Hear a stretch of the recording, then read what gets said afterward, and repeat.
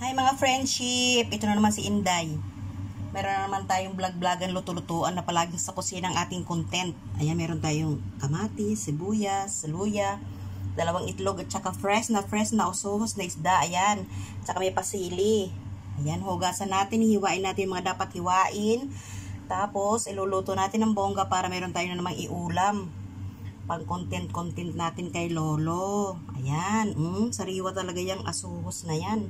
Hindi naman maliit, hindi naman malaki. Tamang-tama lang sa atin. Ayan.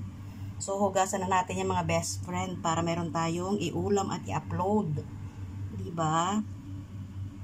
Ayan, samahan nyo ako magluto. Hugasan muna natin para masaya. Ating kawali. Ito na ating kawali. Lagyan natin ng mantika. Ayan, ipirito natin ang ating usuos. Ito namang kawali, ano naman to eh, non-stick. Painitin muna natin bago natin ilagay ang ating isda. Okay guys, antay-antay. Mainit na siya, lagyan natin ating asuos. Ay, ating lamsik. Parituhin muna natin bago natin lagyan ng kung ano-anong mga anik-anik. Ay, ating lamsik. Ini siya, oh.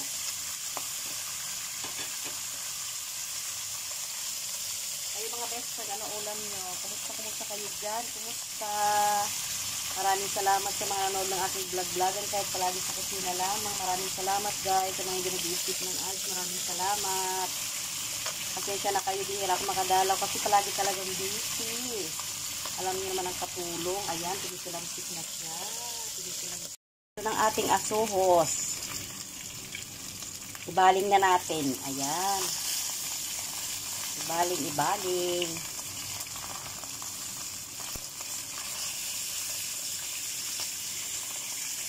Natilamsik siya.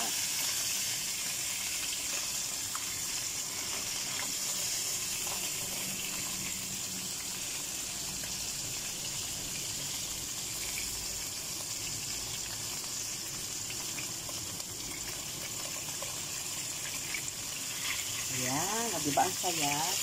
O, ganyan talaga yan siya. Huwag natin masyadong palutungin kasi hindi naman talaga siya kasi lalagyan natin mamaya ng gravy, konting yan ang ating ulam.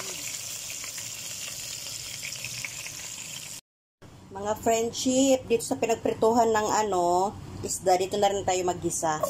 Kasi sayang naman ang mantika. Okay lang yan. Si Inday lang naman ang kakain. Yan.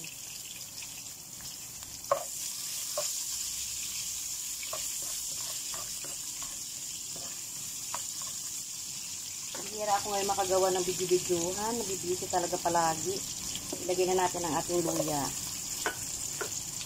Diba?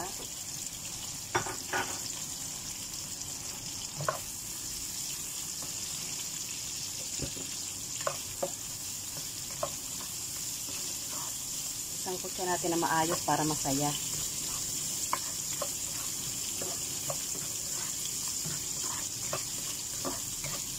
Kailangan talaga ito sa vlog-vlogan natin. Tiyagaan lang talaga. Tiyagaan mag-upload, gumawa ng video. Tapos ilagyan natin ang ating kamatis. Ayan.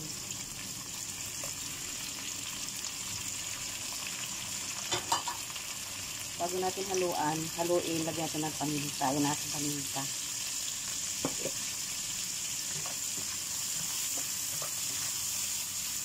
Yung isda kasi nilagyan ko na yun ng asin kanina. Baka kasi mapano, maging maalat ba. Tapos yung ating sili, ayan. Yung sili optional lang yan. Hindi ko yan talaga nilagyan ko lang para eme-eme lang. Eme-eme sa ating video. Ayan, o diba? Saya. Tapos lagyan natin ng konting tubig. Itong tubig, napakulo ko na to sa electric kettle. Ayan, pakuloyin natin ng konti. Ayan, kumukulo na nga kaagad. Diba?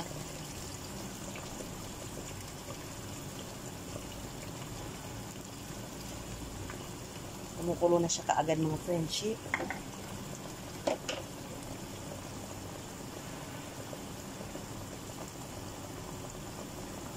Tapos ilagay natin ating isda. Ito yung ating isda, oh. Hulog na natin dyan. Oh, bongga!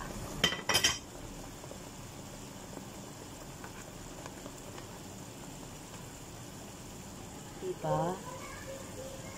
Meron akong bahaw sa rice cooker kagabi, kaya yun ang ating iaano dito. Ipapartner. Papartner.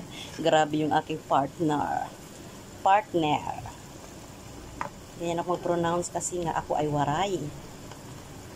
Ang aking probinsya ay Waray Pure. Ayan. Ang bongga, ang saya.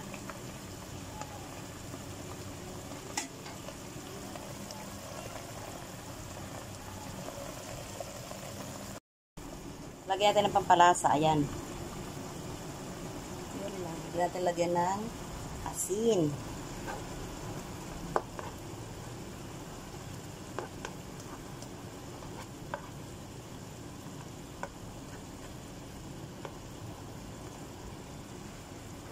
Tapos lagyan natin ng spring onion. Oh, bongga.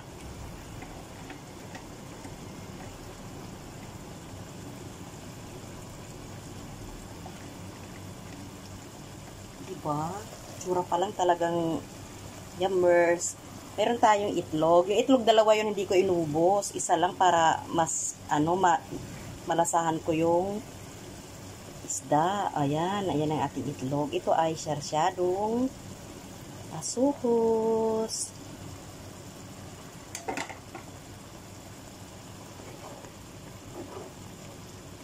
Ayan. O, diba? Ang bongga.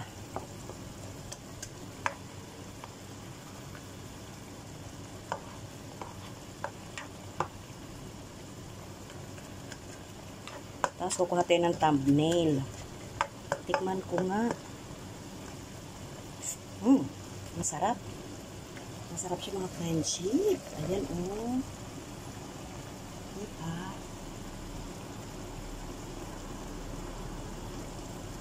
Guys, maraming salamat sa mga nag-i-skip lang at sa mga nanonood ng aking vlog na palagi sa kusina. Maraming salamat sa inyong lahat. Sasandok na tayo ng bahaw, kakain na tayo. Okay na yan, ayan. Kukuha na tayo ng thumbnail. Maraming salamat guys. Thank you for watching. See you on my next vlog. Bye!